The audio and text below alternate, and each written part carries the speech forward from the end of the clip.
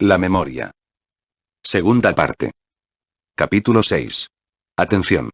Como hemos visto en los capítulos precedentes, antes de poder esperar que una cosa sea recordada o acuda a nuestro llamamiento, es preciso que esa cosa haya sido impresa en los registros de la subconsciencia de un modo claro y distinto. Y el principal factor para el registro de impresiones es la cualidad de la mente que se conoce con el nombre de atención. Todas las autoridades más importantes en el asunto reconocen y enseñan el valor de la atención en el cultivo y desarrollo de la memoria. Tupper dice: la memoria, la hija de la atención, es la fértil madre de la sabiduría. Lowell afirma: la atención es la materia de que está hecha la memoria, y la memoria es el genio acumulado. Según Hall, en el poder de fijar la atención descansa el más precioso de los hábitos intelectuales.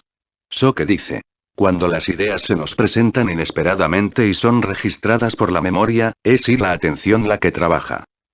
Para Stewart, la permanencia de la impresión que alguna vez ha recibido la memoria, es proporcional al grado de atención que originariamente se haya puesto.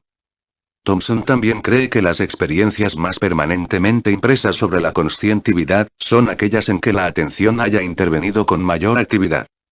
Beattie dice: la fuerza con que cada cosa haya herido nuestra mente está generalmente en proporción al grado de atención empleado. El gran arte de la memoria es la atención, las gentes poco atentas, siempre tendrán mala memoria. Kay dice: la mayor parte de los filósofos han establecido que sin algún grado de atención no puede hacerse ninguna impresión duradera sobre la mente, ni pretender que la memoria la retenga. Hamilton es más explícito aún. Existe, dice, una ley mental, de acuerdo con la que la intensidad de la conscientividad presente determina la vivacidad de la memoria futura. La memoria y la conscientividad están en una relación directa. A más vivida conscientividad, más amplia memoria. Si la conscientividad es débil, la memoria lo será también. Y si no existe, tampoco existirá la memoria. Un acto de atención, que es un acto de concentración, es necesario para cada ejercicio de la conscientividad, como cierta contracción de la pupila es requerida para cada ejercicio de la visión. La atención, pues, es a la conscientividad lo que a la contracción de la pupila a la visión física. Constituye, por tanto, el mejor medio de todo intelectual poder. Hemos reproducido las opiniones antes citadas en tan gran número, a fin de llevar al lector el conocimiento de la importancia de todo el gran depósito de los archivos mentales de impresiones internas y externas. Su gran sistema de registros e índices y el modo de llevarlos, constituye lo que se llama memoria. Pero antes de que sea posible hacer ese trabajo, es preciso que las impresiones hayan sido convenientemente recibidas. Como ya habéis visto por la lectura de esas opiniones, las impresiones dependen del poder de atención con que hayan sido hechas. Si en la operación se ha empleado la atención necesaria, las impresiones serán claras y profundas, pero si la atención ha sido deficiente, las impresiones también serán deficientes y, por último, si ha faltado en absoluto la atención, las impresiones no habrán llegado a registrarse. Una de las más comunes causas de atención deficiente, se encuentra en la falta de interés. Somos aptos para recordar las cosas que nos haya interesado más o menos, a causa de que el interés ha hecho que desplegáramos un alto grado de atención manifiesta. Un hombre puede tener una memoria verdaderamente mediocre para muchas cosas, pero cuando se trate de cosas en que su interés haya intervenido, las recordará hasta en sus más minuciosos detalles. Cuando le llama involuntariamente la atención sobre algo, esa forma de atención que sigue al interés, curiosidad o deseo, no es necesario un especial esfuerzo de la voluntad. En cambio, cuando se llama voluntariamente la atención sobre algo que no despierta necesariamente el interés, la curiosidad o el deseo, esta clase de atención requiere la aplicación de la voluntad y es una muestra del desarrollo del carácter. Todas las personas poseen más o menos involuntaria atención, mientras que en muy pocas se encuentra desarrollada la atención voluntaria. La primera es instintiva y la última solo se adquiere por la práctica y ejercicio. Pero el más importante punto que hay que recordar es que el interés puede ser desarrollado por la atención voluntaria sobre cualquier objeto. Hay cosas que originariamente carecen del insuficiente interés para atraer la atención involuntaria y sobre las cuales se puede desarrollar un interés secundario si se consigue colocar la atención voluntaria sobre ellas. Hayek, hablando de este punto, se expresa así: cuando se dice que la atención no puede fijarse sobre un objeto que no interese, no quiere indicar con esto que hayan de abandonarse los objetos poco interesantes, porque el interés es relativo y lo que hoy no es objeto de nuestra curiosidad, puede serlo mañana. La verdadera superioridad de la mente consiste en tener el poder de interesarse por todo, porque a lo mejor se encuentra una perla en una concha olvidada. Cuando un objeto pierde su interés en algún aspecto, la mente puede descubrir en él nuevos atributos de interés. La esencia del genio es la misma ahora que hace 20 siglos. Lo único distinto son los caminos que recorre. Igual ocurre con la naturaleza y la humanidad. Es muy difícil enseñar a otra persona el modo de cultivar la atención, debido a que es uno mismo, como ya habéis visto por la lectura de esas opiniones, las impresiones dependen del poder de atención con que hayan sido hechas. Si en la operación se ha empleado la atención necesaria, las impresiones serán claras y profundas, pero si la atención ha sido deficiente, las impresiones también serán deficientes y, por último, si ha faltado en absoluto la atención, las impresiones no habrán llegado a registrarse. Una de las más comunes causas de atención deficiente, se encuentra en la falta de interés. Somos aptos para recordar las cosas que nos han interesado más o menos, a causa de que el interés ha hecho que desplegáramos un alto grado de atención manifiesta. Un hombre puede tener una memoria verdaderamente mediocre para muchas cosas, pero cuando se trate de cosas en que su interés haya intervenido, las recordará hasta en sus más minuciosos detalles. Cuando le llama involuntariamente la atención sobre algo, esa forma de atención que sigue al interés, curiosidad o deseo, no es necesario un especial esfuerzo de la voluntad. En cambio, cuando se llama voluntariamente la atención sobre algo que no despierta necesariamente el interés, la curiosidad o el deseo, esta clase de atención requiere la aplicación de la voluntad y es una muestra del desarrollo del carácter. Todas las personas poseen más o menos involuntaria atención, mientras que en muy pocas se encuentra desarrollada la atención voluntaria. La primera es instintiva y la última solo se adquiere por la práctica y ejercicio. Pero el más importante punto que hay que recordar es que el interés puede ser desarrollado por la atención voluntaria sobre cualquier objeto. Hay cosas que originariamente carecen del insuficiente interés para atraer la atención involuntaria y sobre las cuales se puede desarrollar un interés secundario si se consigue colocar la atención voluntaria sobre ellas. Hayek, hablando de este punto, se expresa así. Cuando se dice que la atención no puede fijarse sobre un objeto que no interese, no quiere indicar con esto que hayan de abandonarse los objetos poco interesantes, porque el interés es relativo y lo que hoy no es objeto de nuestra curiosidad, puede serlo mañana. La verdadera superioridad de la mente consiste en tener el poder de interesarse por todo, porque a lo mejor se encuentra una perla en una concha olvidada. Cuando un objeto pierde su interés en algún aspecto, la mente puede descubrir en él nuevos atributos de interés. La esencia del genio es la misma ahora que hace 20 siglos. Lo único distinto son los caminos que recorre. Igual ocurre con la naturaleza y la humanidad. Es muy difícil enseñar a otra persona el modo de cultivar la atención, debido a que es uno mismo el que debe aprovechar todas las oportunidades que se le presenten, a fin de sacar el mayor provecho de la práctica y persistente aplicación. El primer requisito es la determinación de amar la voluntad.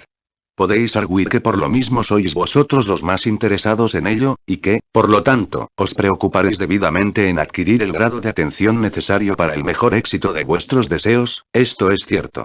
Pero lo principal es que halléis la oportunidad de hacerlo. Este es el primer paso y mucho más difícil de lo que pueda parecer a primera vista. La principal dificultad consiste en el hecho de que para pensar en algo que no interese, hay que hacerlo de un modo enérgico y la mayor parte de las personas se cansan pronto, cuando han de hacer un esfuerzo mental considerable. Una vez dado este primer paso, inducimos a tener un fuerte y ardiente deseo de adquirir el arte de la atención voluntaria, cuya enseñanza necesita también bastante energía. Esto os hará interesantes y atractivas cosas que os eran indiferentes en absoluto. Por último, formaos un propósito firme y persistente para emprender la tarea, y practicad luego como si no se tratara de un ensayo. Empezando por fijar vuestra atención en algunas cosas de poco interés estudiando sus detalles, seréis capaces de describirlas. Esto os producirá una verdadera fatiga antes de conseguirlo, por lo cual no debéis practicar con exceso al principio, y, cuando os fatigáis demasiado, descansad y volved a empezar. No tardaréis mucho en encontrar la cosa más fácil y un nuevo interés comenzará a manifestarse con la tarea. Examinad este libro como práctica, aprended primero algunos párrafos de diferentes páginas y luego páginas de diferentes capítulos. Fijaos en los detalles del tipo de letra, impresión y encuadernación, todas cosas pequeñas, pero que requieren atención, y acabaréis por poder dar a otra persona hasta los más insignificantes pormenores de la obra. Esto puede parecer sin interés y así es a primera vista, pero una pequeña práctica creará un nuevo interés en los detalles de poca importancia, y vosotros mismos os sorprenderéis del modo como se complica vuestro mundo mental. Este plan, practicado sobre muchas cosas y a horas perdidas, puede desarrollar el poder de atención voluntaria y percepción, mereciendo, por tanto, que se insista en él. Tiene la ventaja, además, de que despierta la curiosidad en un grado extraordinario y ya se sabe que de la curiosidad al interés no hay más que un paso, y que el interés es el móvil de todos los actos de la vida. Hayek da el siguiente excelente consejo sobre la materia. Ver una cosa inteligentemente es la mayor dificultad de todas las artes. La primera regla para el cultivo de una cuidadosa percepción es no intentar percibir el conjunto de un objeto complejo de una sola vez. Tomad el rostro humano como ejemplo.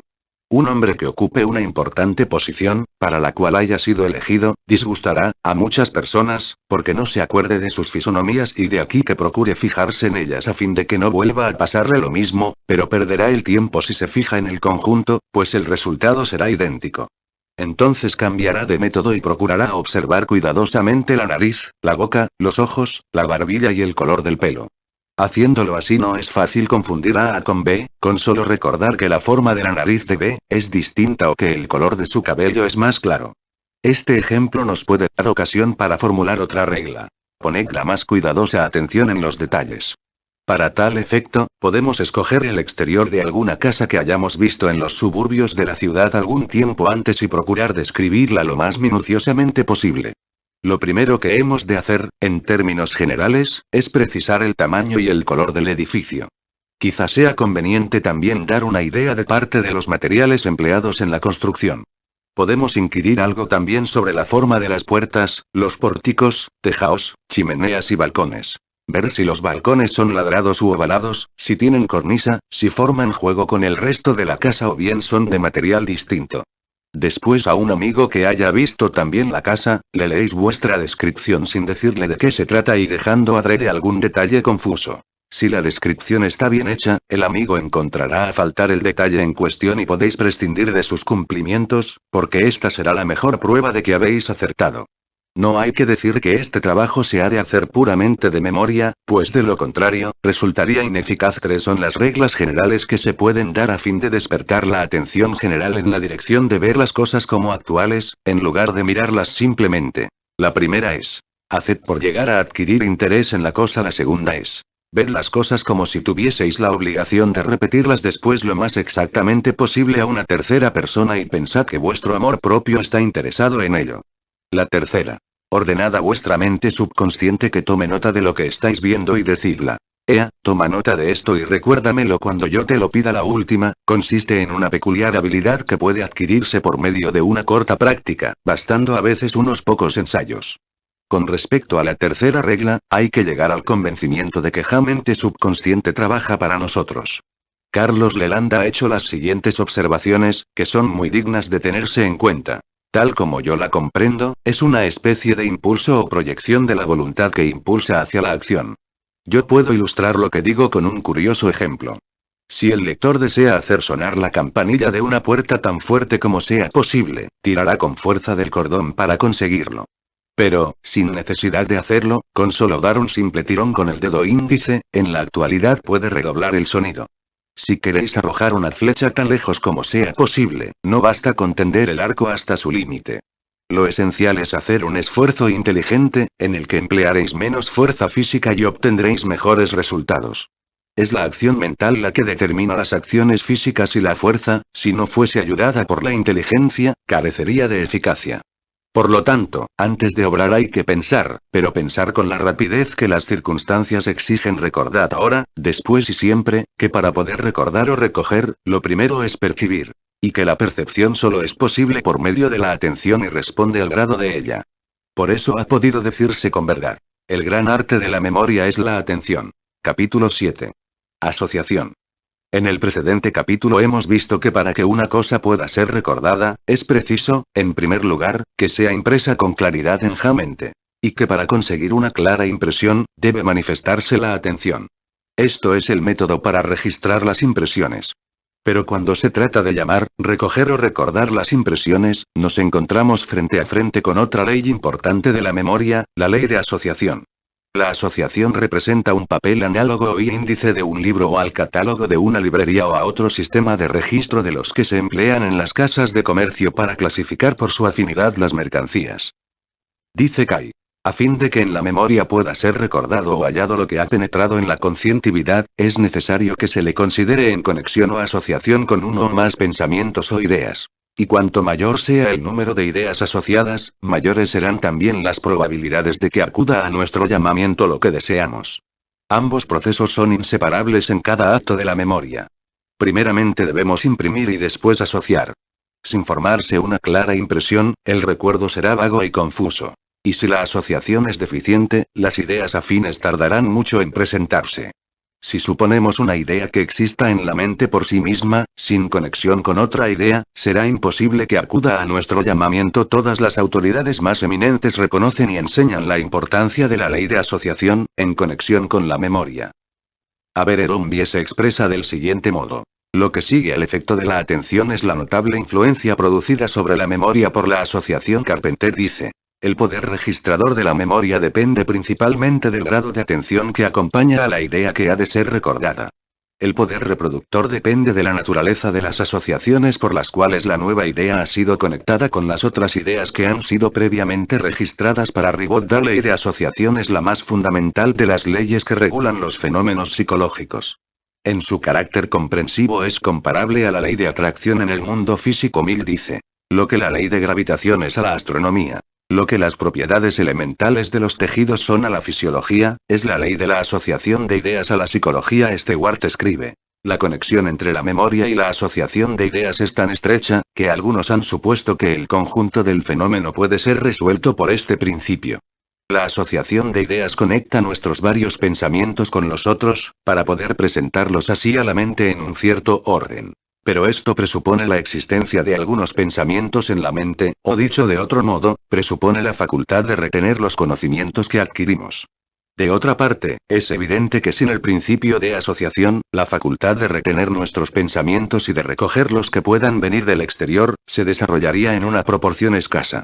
Para que los más importantes artículos de nuestro conocimiento puedan permanecer latentes en la mente, es preciso que se presente la ocasión de poderlos aplicar inmediatamente. La asociación de ideas descansa sobre dos principios fundamentales que son: 1. La ley de contigüedad. 2. La ley de similitud. La asociación por contigüedad es aquella forma de asociación por la cual una idea está ligada, conectada o asociada con la sensación, pensamiento o idea que le antecede inmediatamente o que le sigue directamente. Cada idea o pensamiento es un eslabón de la gran cadena del pensamiento y está conectado con el eslabón precedente y el siguiente. La asociación por similitud es aquella forma de asociación por la cual una idea, pensamiento o sensación está ligado, conectado, o asociado con ideas, pensamientos o sensaciones similares y que hayan ocurrido antes o después. La primera forma de asociación es la relación de serie, y la segunda la relación de semejanza. La asociación por contigüedad es la gran ley de pensamiento, tan importante como la memoria.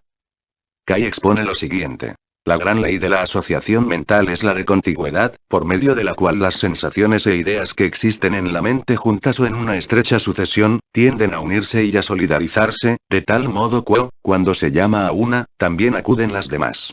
La conexión que naturalmente subsiste entre una sensación o idea en la mente y la que inmediatamente precede o sigue, es de la más fuerte e íntima naturaleza. Estrictamente hablando, las dos no son más que una y forman un pensamiento completo, dice Taine. Si hemos de hablar correctamente, no existe una sensación separada o aislada. Una sensación es un estado que empieza como una continuación del precedente estado y se enlaza con los que siguen. Es, pues, una separación arbitraria, y solo por la conveniencia del lenguaje podemos considerarla de otro modo. Su principio es el fin de otra y su fin es el comienzo de la siguiente. Ribot se expresa también en términos parecidos. Dice. Cuando leemos o oímos leer un párrafo, por ejemplo, nos parece que las palabras están enlazadas de tal modo, que al llegar a la quinta tenemos presente la cuarta. La asociación por contigüidad puede ser dividida en dos subclases. Contigüidad en tiempo y contigüidad en espacio. En la contigüidad de tiempo se manifiesta la tendencia de la memoria a recordar las impresiones en el mismo orden en que han sido recibidas, es decir, la primera impresión sugiere la segunda. la segunda, la tercera y así sucesivamente. Es así como el niño aprende a repetir el alfabeto y el adulto las sucesivas líneas de un poema. Beasley se expresa de un modo semejante. En un poema, el final de cada palabra precedente está conectado con el principio de la siguiente, por lo cual nos es fácil repetirlo en el orden en que ha sido escrito, pero no podríamos hacerlo si procediésemos de un modo caprichoso. La memoria de palabras o grupos de palabras se basa en esta forma de asociación contigua. Muchas personas son capaces de repetir un largo poema desde el principio al fin, y esto con una facilidad perfecta, pero no pueden recitar un pasaje o verso aislado, si no se orientan comenzando por el principio. La contigüidad del espacio se manifiesta en formas de recolección o recuerdo por posición.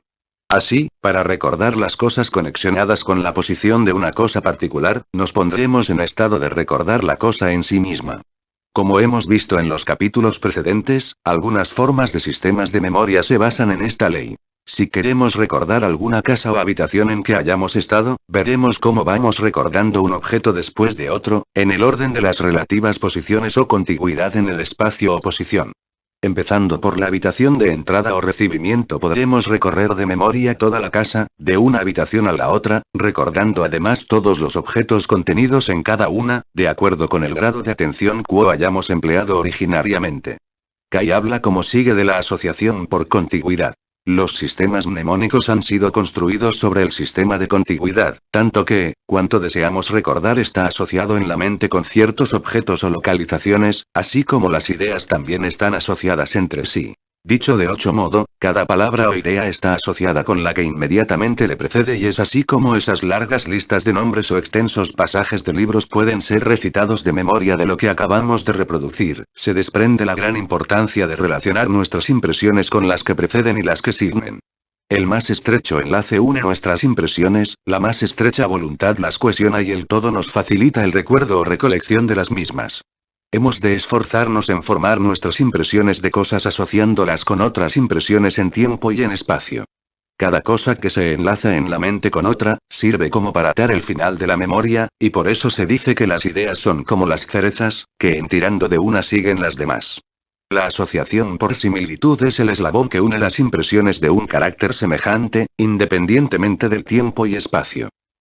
Carpenter la define así. La ley de similitud expresa el hecho general de que cada presente estado de conscientividad tiende a revivir estados previos que son similares a aquel. La racional o filosófica asociación existe, cuando un hecho o estado sobre el que la atención se ha fijado, está asociado con algunos hechos previamente conocidos y con los cuales tenga cierta relación o bien como dice Kay. Los similares pueden estar muy separados en espacio o tiempo, pero se encuentran juntos y asociados por medio de su semejanza con los demás.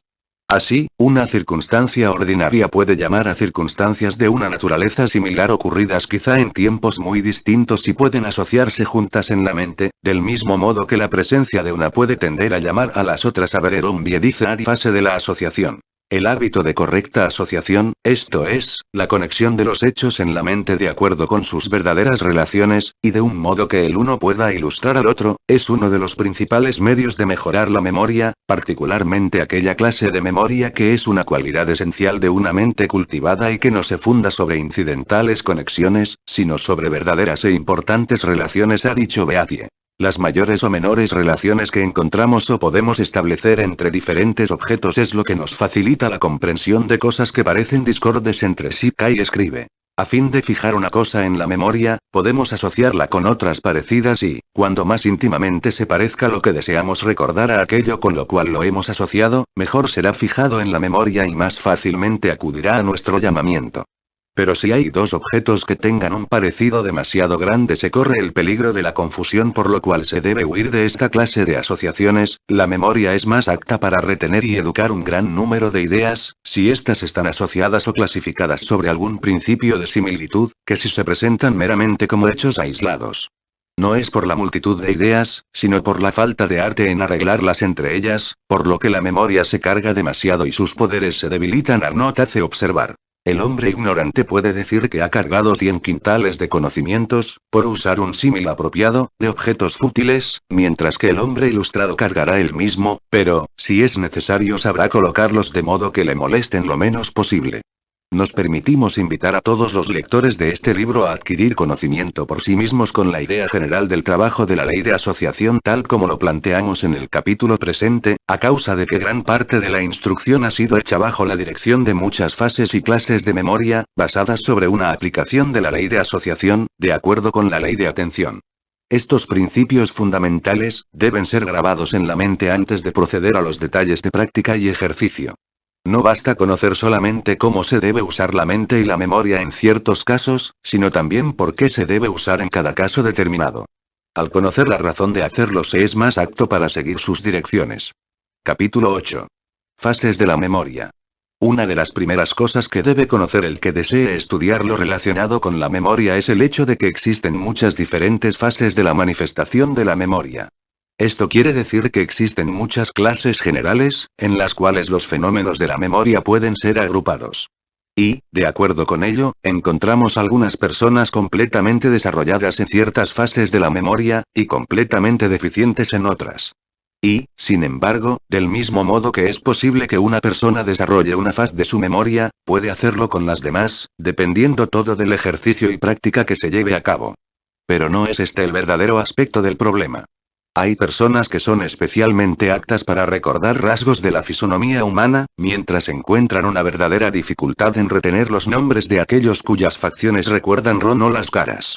Oídos tienen la memoria de la orientación y de la localización. Otros recuerdan fechas, precios, números y guarismos en general, mientras que son deficientes para otra clase de recolección. Otros recuerdan asuntos, incidentes, anécdotas, etc., mientras que son incapaces de retener otras cosas en la memoria. Se ve, pues, que cada persona es apta para poseer buena memoria en ciertas cosas, mientras que en otras no lo es. Las fases de la memoria pueden ser divididas en dos clases generales, a saber: 1.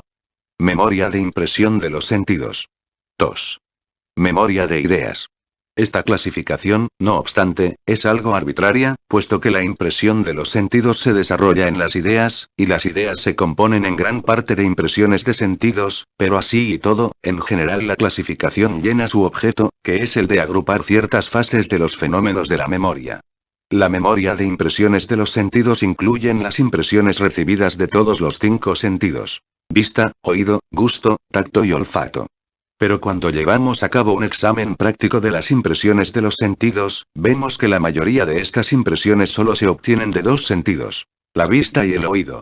Las impresiones recibidas de los sentidos del gusto, tacto y olfato, en cambio, son relativamente en corto número, a excepción de algunos casos especiales, por ejemplo, en aquellas personas cuya ocupación consiste en adquirir un sentido verdaderamente delicado del gusto, tacto u olfato y, por lo tanto, la correspondiente memoria. Por ejemplo, el catador de vinos y el catador de té, que son capaces de distinguir los varios grados de la mercancía manejada por ellos, han desarrollado no solo los sentidos del gusto y del olfato, sino también una notable memoria de la impresión previamente recibida, puesto que el poder de discernimiento depende tanto de la memoria como del desarrollo del sentido correspondiente. Lo mismo podemos aplicar al hábil cirujano y al hábil mecánico, que adquieren un fino sentido del tacto y un grado elevadísimo de la memoria de las impresiones táctiles. Pero, como hemos dicho, gran parte de las impresiones de los sentidos almacenadas en nuestra memoria, han sido recibidas a través de los sentidos de la vista y del oído. La mayoría de las impresiones de los sentidos depositados en la memoria, han sido recibidos más o menos voluntariamente, es decir, con un grado mayor o menor de atención. Estas impresiones son poco distintas y borrosas y con dificultad acuden al llamamiento de la memoria, exigiendo el recuerdo de ellas un consciente y penoso esfuerzo, en el que hay que poner en práctica a posteriori la ley de asociación. Esta memoria sensual, puede también subdividirse en razón de que las impresiones hayan sido incorporadas a nuestra mente de un modo más o menos involuntario y requieran mayor atención, interés y concentración. Las impresiones del sentido de la vista son, de mucho, las más numerosas en nuestra región subconsciente mental. Continuamente ejercitamos nuestro sentido de la vista y recibimos centenares de visiones diferentes cada hora. Pero la mayoría de esas impresiones son débilmente registradas en la memoria, debido a que interviene muy poco la atención o el interés. Pero a veces produce verdadero asombro el que, cuando recordamos algún acontecimiento importante, recordemos también muchas insignificantes impresiones visuales que no hemos registrado. Para realizar el importante papel representado por las impresiones visuales en los fenómenos de la memoria, debemos recordar algún acontecimiento o época particular de nuestra vida y podremos observar entonces que recordamos muchas más cosas de las que hemos visto, que de las que hemos oído, gustado, palpado u olido. El segundo lugar en las impresiones recibidas por el conducto sensual, corresponde al oído y, por consiguiente, la memoria encierra un gran número de impresiones sonoras. En algunos casos, la impresión de la vista y la del oído van juntas, como por ejemplo, en el caso de las palabras, en que no solo el sonido, sino también la figura de las letras, compone la palabra, o mejor dicho, la palabra figura en sí misma. En tal caso, entran juntas en el depósito mental y, por consiguiente, son mucho más fácilmente recordadas o recogidas si se trata de una sola impresión sensual. Los profesores que se dedican al estudio de la memoria emplean este hecho como un medio de ayudar a sus estudiantes a memorizar las palabras, haciéndolas pronunciar en voz alta y escribiéndolas después. Algunas personas memorizan los nombres del mismo modo, ayudándose en la impresión de la palabra escrita por la palabra hablada y viceversa, con lo cual el registro es doble. Cuanto mayor sea la impresión que nos haga una cosa, mayores serán también las probabilidades de recogerla más fácilmente. Por tal razón es muy importante unir a una impresión de un sentido débil, otro que lo posea más fuerte, a fin de que el primero pueda ser memorizado. Por ejemplo, si una persona tiene una buena memoria visual y una deficiente memoria auditiva, hará muy bien uniendo sus impresiones auditivas a las visuales. Y al contrario, si su memoria visual es defectuosa y la auditiva es potente, deberá unir las impresiones de la primera a las de la segunda. Aquí es donde puedo apreciarse mejor la ley de asociación, de la cual ya le hemos hablado. Bajo la subclase de memoria visual, encontramos algunas pequeñas divisiones, como memoria de localidad, memoria de figuras, memoria de forma, de color y de palabras escritas o impresas. Bajo la subclase de memorias auditivas encontramos pequeñas divisiones de nombres, memoria de cuentos, de música, etc. Dedicaremos especial atención a esas formas de memoria en los capítulos siguientes. La segunda clase general de memoria, memoria de ideas, incluye la memoria de hechos, acontecimientos, pensamientos, líneas de raciocinio, etc., y es considerada como la más elevada en la escala de la memoria de impresiones de los sentidos, aunque no sea la más útil para el servicio de la persona.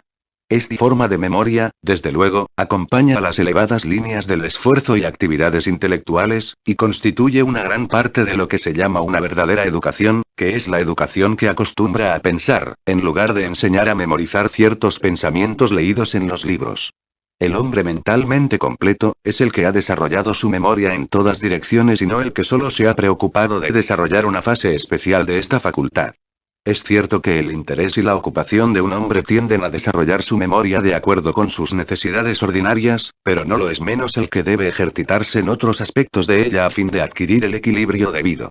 Como Hayek ha dicho, muchas personas piensan que la memoria es debida principalmente a la vista.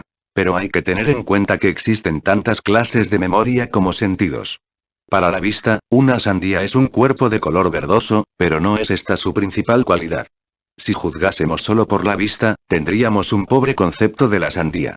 Cuando nos aproximamos a la viña vemos que el fruto ha crecido, pero para apreciar si está madura, golpeamos la corteza y juzgamos por el sonido. Hay que recordar que una sandía madura tiene una resonancia especial. Cuando la sandía ha pasado a nuestras manos, nos damos cuenta de que tiene cierto tacto característico. La partimos y entonces hacemos uso del gusto y del olfato. Todo este conocimiento, aportado por los diferentes sentidos, forman una completa y perfecta imagen de la memoria. Aquí vemos que se necesita el concurso de muchos complejos procesos para formar idea de una cosa. Napoleón no se contentaba solo con repetir un nombre, sino que además lo escribía, y cuando ya había satisfecho su memoria visual lo mismo que su memoria auditiva, rompía el papel. En este libro nos proponemos puntualizar acerca de los métodos y procesos calculados para mejorar la memoria. Por regla general, fases fuertes de la memoria necesitan una pequeña dosis de atención, pero, en cambio, en las fases débiles, en esas fases en que la memoria es pobre, hay que ejercer una nueva energía y actividad, a fin de que esas regiones débiles de la memoria puedan ser cultivadas y fertilizadas y se conviertan en receptáculos apropiados de toda clase de impresiones. No hay, en efecto, ninguna fase, extensión o clase de memoria que no sea susceptible de un elevado desarrollo por medio de una inteligente aplicación. Requiere práctica, ejercicio y trabajo, pero el resultado es grande. Ya hemos dicho que un hombre puede ser deficiente en ciertos aspectos de la memoria y eficaz en otras. El remedio está en sus propias manos y en este libro nos proponemos dar a cada uno el medio de que pueda adquirir una buena memoria en todos sentidos. Capítulo 9. Cultivo de la vista. Antes de que la memoria pueda ser provista de impresiones visuales. Antes que pueda recoger o recordar ciertas impresiones, el ojo debe ser empleado bajo la dirección de la atención. Nosotros pensamos que vemos las cosas, cuando las miramos. Pero en realidad vemos muy pocas de esas cosas en el sentido de registrar clara y distintamente las impresiones en las tablillas de la memoria. Más bien las miramos que las vemos. Con respecto a esta idea de mirar sin ver, dice Hayek. Un cuerpo puede reflejar su imagen sobre la retina sin una segura percepción. Esto puede conseguirse por un esfuerzo de concentrada atención sobre las muchas cosas que el mundo presenta a nuestros sentidos. Un hombre decía una vez a los alumnos de una escuela rural, todos los cuales hablan visto vacas. Probablemente y podría encontrar muchos entre vosotros que supieran si las orejas de la vaca están encima, debajo, detrás o enfrente de los cuernos. Así, pues, aquel de vosotros que esté seguro sobre la posición de las orejas de la vaca, que levante la mano, pero si no contesta bien a mis preguntas, tendrá que pagar $1. Solo 2 manos se levantaron. Y, sin embargo, la mayor parte de aquellos muchachos tenían una vaca en su casa y la llevaban a pacer, pero nunca habían concentrado su atención sobre aquellos animales. En otro experimento 15 alumnos estaban seguros de que habían visto los gatos trepar a los árboles, y descender luego. Entre ellos era también unánime la opinión de que los gatos bajaban con la cabeza hacia adelante. Cuando les preguntaron si lo hacían con la cabeza mirando al suelo o bien hacia arriba, ya no supieron decidirse a contestar. Los que dijeron haber visto muchas veces animales de presa, tampoco supieron dar el menor detalle de la F oían la de sus garras. Muchachos criados en granjas que habían visto vacas y caballos echarse y levantarse, no estaban seguros de si al levantarse lo hacían sobre las patas delanteras o las traseras. La hoja del olmo tiene una peculiaridad que conocen todos los que han visto una sola vez aquel árbol, y, sin embargo, solo un 5% supieron dar razón exacta de esa peculiaridad, aunque era muy fácil dibujarla sobre un papel. La percepción, para que dé los resultados apetecidos, debe ser ayudada por una atención concentrada. Solo una mínima parte de lo que cae bajo el dominio de nuestros sentidos, es actualmente percibido el camino que debe seguir la mente para recibir claras impresiones visuales y, por lo tanto, para retenerlas en la memoria, es sencillamente concentrar la voluntad y la atención sobre los objetos visibles, esforzarse en verlos de un modo distinto y luego practicarse en recordar los detalles de esos objetos algún tiempo después. Es asombroso cuán rápidamente se puede progresar en este sentido con solo una pequeña práctica. Y no lo es menos el alto grado de eficacia que se puede alcanzar por esta práctica en un corto tiempo. Todos conoceréis, sin duda, la antigua historia de Houdin, el conspirador francés, que cultivaba su memoria de impresiones visuales por un plan sencillísimo. Empezó su práctica observando el número de pequeños objetos que había en los escaparates de París y luego, a solas, trataba de recordar los principales, adquiriendo tal habilidad que al poco tiempo podía enumerar todos los objetos de varios escaparates. Luego escribía en un papel todas las cosas que había visto y recordaba. Al principio, solo podía recordar 2 o 3 de los artículos expuestos, después empezaba a ver y a recordar más, y así, cada día, aumentaba su poder de percepción y memoria, hasta que finalmente, era capaz de recordar todo lo que había visto. Otros han seguido este mismo plan con resultados excelentes y han desarrollado grandemente su poder de percepción, al mismo tiempo que cultivaban su memoria retentiva. Como se ve, todo es materia de uso y de práctica. El experimento de Houdin puede ser variado infinitamente, siempre con idénticos resultados. Los indios se cuidan mucho de desarrollar la memoria de sus hijos y para conseguirlo han inventado lo que ellos llaman juego de vista. Este juego consiste en exponer a la vista de los niños un número de pequeños objetos, que ellos miran atentamente, retirándolos entonces con rapidez de su vista. El niño se esfuerza entonces en recordar cada uno de los objetos y para conseguirlo va escribiendo sus nombres. El número de los objetos es pequeño al principio, pero se va aumentando cada día hasta una cantidad que parece imposible pueda ser percibida y recordada. Rudyard Kipling, en su grandiosa obra Kim, da un ejemplo de este juego, ejecutado por Kim y un joven compatriota suyo. Lurgan Sahib expone a la vista de los 2 muchachos un plato lleno de joyas y piedras preciosas, y pocos momentos después retira rápidamente aquellos objetos. Entonces empieza la competencia. Había 5 piedras azules, una grande, 3 pequeñas y la otra pequeñísima, dice Kim apresuradamente.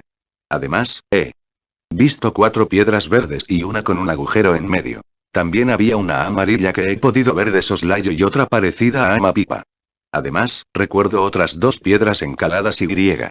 Ya no me acuerdo de más. Kim había llegado al límite de su poder. Entonces le toca el turno al otro muchacho.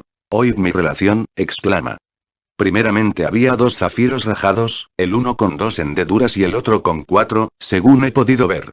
También había una turquesa, con venas verdes, y las 2 con inscripciones. En una, el nombre de Dios en dorado, y en la otra una cruz rota. Además, he visto 5 piedras azules. 4 esmeraldas centelleantes, una taladrada por 2 sitios y la otra con un pequeño relieve. ¿Y cuánto pesan? Interrumpe Dargan Said, impasiblemente. El muchacho va especificando con toda clase de detalles el peso de cada una de aquellas piedras y aún añade otras particularidades que no había dicho al principio. Kim, mortificado por su falta de habilidad, pregunta en qué consiste el secreto. Y obtiene la siguiente respuesta. Para hacer esto hasta el grado de perfección que tú has visto, se ha tenido que repetir muchas veces y tú también llegarás a conseguirlo si te lo propones. Muchos maestros han seguido planes parecidos al que acabamos de relatar. Un número de pequeños objetos es expuesto a la vista de los discípulos, que son invitados a verlos y a recordarlos, haciéndose el proceso cada vez más difícil y complicado. Un conocido profesor americano tenía la costumbre de hacer un número de tildes en la pizarra, con tanta rapidez que los discípulos apenas si podían fijarse en lo que había escrito. Los chicos se esforzaban en recordar sus impresiones mentales, y bien pronto con solo haber leído una vez el nombre apuntado en la pizarra, lo recordaban, así como el número de veces que estaba escrito, contestando con tal rapidez, que parecía no les costase esfuerzo mental alguno. Se ha relatado en los trabajos que se hacían para descubrir los crímenes, que en las célebres escuelas de ladrones de algunos puntos de Europa, los jóvenes ladrones eran educados por un procedimiento parecido. Es decir, que los viejos en el oficio exponían a vista de los novicios un número de pequeños objetos, cuyos nombres y cualidades debían repetir después exactamente. Luego seguían un curso superior, en el que el joven ladrón debía memorizar los objetos de una habitación, el plano de una casa, etc. Entonces eran enviados fuera, a espiar en el campo de futuros robos y fingiéndose por dioseros, se ensayaban en la topografía de casas, despachos y almacenes, llegando a adquirir la habilidad, que con solo una mirada se hacían cargo de las peculiaridades de un edificio, como puertas, balcones, ventanas, altura, etc. En muchos países, los muchachos juegan a enseñarse objetos que son retirados rápidamente de la vista. Los italianos tienen un juego llamado morro en el que un niño muestra un número de dedos, que los otros deben adivinar instantáneamente. En España también existe un juego similar, lo mismo que los chinos, mientras que en el Japón se considera esto como una ciencia. Un joven japonés bien educado en este sentido puede recordar todos los objetos de una habitación con solo haberlos visto una vez. Muchos orientales han desarrollado esta facultad hasta un grado casi increíble. Pero el principio es el mismo en todas las cosas. La práctica y el ejercicio gradual, empezando por un pequeño número de cosas sencillas, para ir aumentando después en cantidad y en dificultad. La facultad no es tan rara como puede parecer a primera vista. Tomad a un hombre que esté metido en un pequeño negocio, y permitidle que entre en el despacho de un competidor. Entonces veréis cómo se desarrollan sus facultades de atención y percepción y cómo se fija hasta en los menores detalles de lo que ve. Si un actor va a otro teatro que el suyo, verá más él en un solo día que los demás espectadores en un año. Y así ocurre con todos aquellos que se dedican a una profesión determinada, los cuales, desgraciadamente, no suelen dar importancia más que a aquello que directamente les incumbe, con lo cual limitan de un modo lamentable sus facultades mentales. Y, sin embargo, no sería difícil dedicar interés a otras cosas en la vida, y así no se darían esos contrasentidos de personas que son ilustradísimas en una materia determinada e ignoran todo lo demás. Dice Odin. Así, por ejemplo, yo puedo asegurar, plenamente que una señora es capaz de ver el menor defecto en la toilette de otra que vea pasar por la calle y que podría describir hasta los menores objetos que lleva, si son de moda o no, si han costado poco o mucho dinero y basta cuál es la modista que las viste. Pero, recordad esto, porque es muy importante. Puede conseguirse todo por medio de la atención, inspirada por el interés, y esto aún puede ser duplicado por la atención dirigida por la voluntad. En otras palabras, el deseo de cumplir la tarea ayuda y crea un interés artificial tan poderoso como el sentimiento natural. Y, a medida que progreséis, iréis adquiriendo un mayor interés, que duplicará vuestras facultades. Todo consiste en la atención, el interés, natural o inducido, y la práctica. Empezad por un solo aspecto de lo que deseáis dominar y luego ensayar recordar las peculiaridades de algo que hayáis visto rápidamente y después id ensanchando gradualmente vuestro campo de acción. A medida que hayáis aumentando el número de impresiones, alcanzaréis un poder de percepción y de memoria que a vosotros mismos os parecerá maravilloso. Y no solo abarcaréis el aspecto general de una cosa, sino que seréis capaces de recordarla hasta en sus más insignificantes detalles, lo que poco antes habría sido imposible. El principio es verdaderamente sencillo, pero los resultados que se pueden obtener con la práctica son maravillosos. La mayor dificultad consiste en que se mira y no se ve. Los objetos constituyen el impulso de nuestras facultades. Si deseamos cambiar nuestro foco mental por medio de la voluntad y la atención, hemos de cuidar minuciosamente los detalles, por poco importantes que parezcan, condición esencial para obtener el éxito.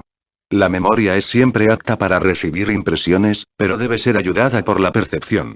¿Cómo podría recordar la memoria si no recibiera impresiones claras? En esta materia, nosotros, lectores, somos igual que niños y, por lo tanto, no tenemos más remedio que hacer el aprendizaje. El conjunto de lo que habéis de aprender puede resumirse así. A fin de recordar las cosas que pasan ante vuestra vista, debéis empezar por ver con la mente, en lugar de ver con la retina. Dejad que la impresión pase por la retina y entre en la mente. Si podéis hacerlo así, veréis cómo la memoria hace lo demás. Capítulo 10. Educación del oído. El sentido del oído es uno de los más elevados de los sentidos o vías por donde recibimos las impresiones del mundo exterior. En realidad se le coloca casi a la misma altura que el sentido de la vista. En los sentidos del gusto, del tacto y del olfato hay un contacto directo entre la substancia nerviosa sensitiva receptora y las partículas del objeto sentido, mientras que en los sentidos de la vista y del oído, la impresión se recibe a través de las ondas del éter, para la vista, o de las ondas del aire, para el oído. Además, en el gusto, el olfato y el tacto, los objetos sentidos son puestos en contacto directo con el aparato terminal nervioso, al paso que en la vista y el oído los nervios terminan en bolsas peculiares y delicadas, que contienen una sustancia fluida, por medio de la cual la impresión es transportada al nervio propiamente dicho. La pérdida de esta sustancia fluida destruye la facultad de recibir impresiones. Se sigue la sordera o la ceguera. Dice Foster. Las ondas sonoras, al caer sobre el nervio auditivo mismo, no producen efecto alguno. Las sensaciones del sonido se suscitan únicamente cuando mediante el endolinfo, son llevadas a actuar sobre las peculiares y delicadas células epitélicas que constituyen las terminaciones periféricas del nervio, de la misma manera que es cierto que quien realmente ve no es el ojo, sino la mente, así lo es que quien realmente oye no es el oído, sino la mente. Al oído llegan muchos sonidos que la mente no registra. Pasamos por una calle llena de gente. Las ondas de muchos sonidos llegan a los nervios del oído y no obstante, la mente acepta el sonido de pocas cosas, especialmente cuando el sonido ha perdido su novedad. Es, en este caso, una cuestión de interés y de atención, lo mismo que en el caso de oír. Ha escrito Hayek. Si nos sentamos frente a una ventana abierta, en el campo, en un día de verano, podemos experimentar muchos estímulos que llaman a la puerta de la atención. El tic-tac de un reloj, el zumbido del viento, el cacareo de un ave, el graznido de los patos, el ladrido de los perros, el mugir de las vacas, los gritos de los niños en sus juegos, el susurro de las hojas, el canto de los pájaros, el chirrido de los chitas, etc. Si la atención se concentra en uno de dichos ruidos, este adquiere en el instante presente la importancia de un rey sobre el trono de nuestro trabajo mental. Muchas personas se lamentan de no poder recordar sonidos o cosas que llegan a la mente, mediante el sentido del oído, y atribuyen la dificultad a algún defecto en los órganos de la audición. Pero creyéndolo así, prescinden de la verdadera causa de la dificultad, porque es un hecho científico que se encuentra a muchas de tales personas con un aparato auditorio perfectamente desarrollado y en la mejor disposición activa, naciendo su dificultad de falta de educación de la facultad mental de oír. En otras palabras, la dificultad está en la mente en vez de estar en los órganos auditivos. Para adquirir la facultad de oír correctamente y de recordar correctamente las cosas oídas, ha de ejercitarse, educarse y desarrollarse la facultad mental de oír. Dado un número de individuos, cuyo aparato auditorio sea igualmente perfecto, encontraremos que algunos oyen mucho mejor que los otros, y algunos oyen ciertas cosas mejor que otras, y hay gran diferencia en las escalas y grados de memoria de las cosas oídas. Ha dicho Kai. Existen grandes diferencias entre los individuos respecto a la agudez de este sentido, el oído, y algunos lo poseen con mayor perfección en algunos puntos que en otros. Una persona cuyo oído es en general bueno para el sonido, puede, sin embargo, tener poco oído para tonos musicales. Y por otro lado, una persona con un buen oído para la música puede tener deficiencias en cuanto al oír en general. El secreto de ello ha de encontrarse en el grado de interés y atención prestados sobre el objeto particular que emite el sonido. Es un hecho que la mente oirá los sonidos más débiles de cosas en que ha concentrado el interés y la atención, mientras al mismo tiempo no se enterará de cosas en las que no tienen interés y a las que no ha prestado atención. Una madre se despertará al más ligero quejido de su hijito, al paso que tal vez no observe el rumor de un pesado vehículo en la calle, ni aun la descarga de un fusil en las cercanías. Un ingeniero atrapará el más ligero chirrido o zumbido de su maquinaria, mientras dejará de advertir un ruido exterior muy fuerte. Un músico notará la más ligera discordancia en un concierto, donde se toca un gran número de instrumentos y donde hay un gran volumen de sonido que llegue al oído, al mismo tiempo que deja de oír otros ruidos. El empleado que golpea las ruedas del vagón de ferrocarril en que viajáis es capaz de descubrir la más ligera diferencia en el tono y así sabe que hay alguna raja o defecto en la rueda. Al que maneja grandes cantidades de monedas le llamará la atención la diferencia más ligera en el tintineo de una moneda de oro o de plata, que le da a conocer que la moneda tiene algo de malo. El maquinista de un tren distinguirá el extraño rumor de algo que no marcha bien en el tren que le sigue, entre el estruendo y los ruidos que le rodean. El que cuida una máquina de un taller o fábrica, percibe de la misma manera el pequeño ruido extraño que le hace conocer que algo no funciona del modo debido, y enseguida hace parar la marcha. Los telegrafistas son capaces de notar las diferencias casi imperceptibles en el sonido de sus aparatos, los cuales les informan de que hay en el alambre un nuevo operador o de quien envía el mensaje y en algunos casos del humor o carácter de la persona que lo transmite. Los empleados ferroviarios y los marinos de los vapores conocen las diferencias entre cada máquina o vapor de su línea o de su río respectivamente. Un médico hábil advertirá los sonidos más débiles que denoten una dificultad respiratoria o un murmullo en el corazón de sus pacientes. Y, no obstante, estos mismos individuos, capaces de cubrir la más débil diferencia en los sonidos mencionados, son conocidos en otras cosas como personas de oído poco fino. ¿Por qué? Simplemente porque oyen únicamente aquello en que están interesados y a lo cual han dirigido su atención. Esto es todo el secreto y en ello se encuentra también el secreto de la conexión de la percepción auditiva. Todo es cuestión de interés y atención, principios en que se basan los detalles.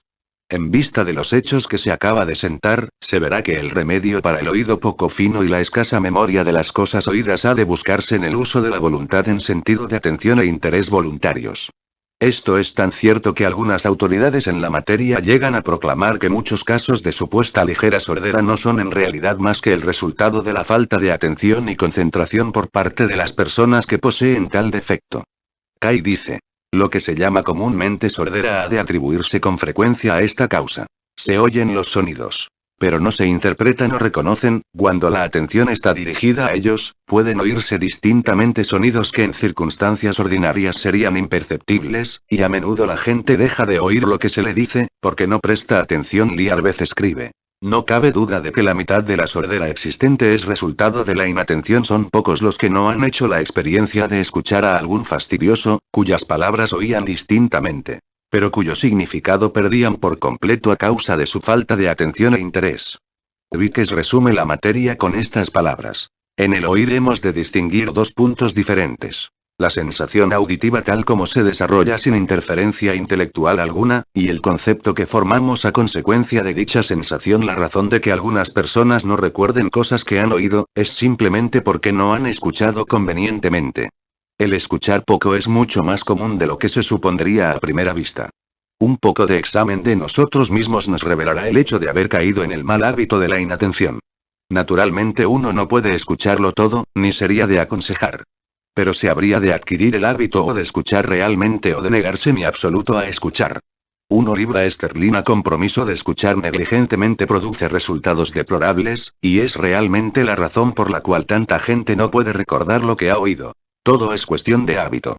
Las personas que tienen escasa memoria para impresiones auditivas habrían de empezar por escuchar con atención. A fin de recobrar su perdido hábito de escuchar convenientemente, han de ejercitar la atención voluntaria y desarrollar el interés. En este punto pueden ser útiles las siguientes indicaciones. Tratad de fijar en la memoria palabras que se os haya dicho en una conversación. Solo algunas frases o hasta una sola, de una vez. Encontraréis que el esfuerzo hecho para retener la frase en vuestra memoria, producirá una concentración de la atención en las palabras del que habla. Haced lo mismo, cuando escuchéis a un predicador, un actor o un conferenciante.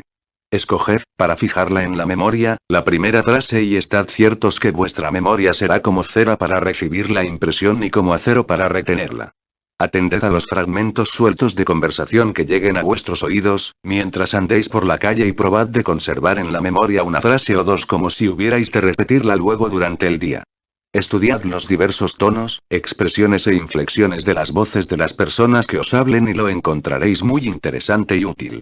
Os sorprenderéis ante los detalles que tal análisis revelará. Escuchad los pasos de diferentes personas y probad de distinguir entre ellas. Cada una tiene sus peculiaridades. Haced que alguien os lea un par de líneas de poesía o de prosa y luego procurad recordarlas. Un poco de práctica de esta clase desarrollará grandemente la facultad de la atención voluntaria a los sonidos y palabras habladas. Pero sobre todo practicaos en repetir las palabras y sonidos que hayáis fijado en la memoria, tanto como sea posible, porque haciéndolo así encaminaréis sagazmente hacia el hábito de tomar interés en las impresiones profundas. De este modo, no solo mejoraréis el sentido del oído, sino también la facultad de recordar. Si queréis analizar y resumir las advertencias e instrucciones dadas, encontraréis que la esencia de toda la materia está en emplear y ejercitar la facultad mental de oír, activa e inteligentemente. La naturaleza tiene la tendencia de adormecer o atrofiar toda facultad que no use o ejercite. En ello está el secreto. Usarlo. Si queréis escuchar bien, oiréis bien y recordaréis bien lo que habéis oído. Bien y recordaréis bien lo que habéis oído.